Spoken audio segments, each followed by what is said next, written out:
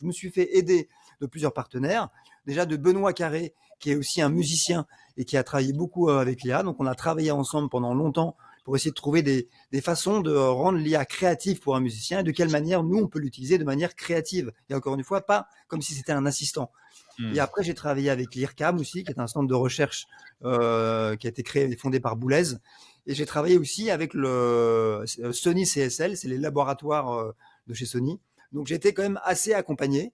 Et ce qui est intéressant, c'est qu'aujourd'hui, l'IA est travaillée et ce sont des chercheurs, ce sont des informaticiens, des ingénieurs qui développent l'IA.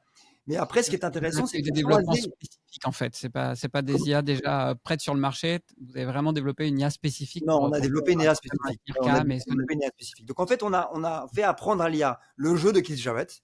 Donc il a appris pendant de nombreuses heures tout ce qu'on pouvait lui donner sur Keith Jarrett.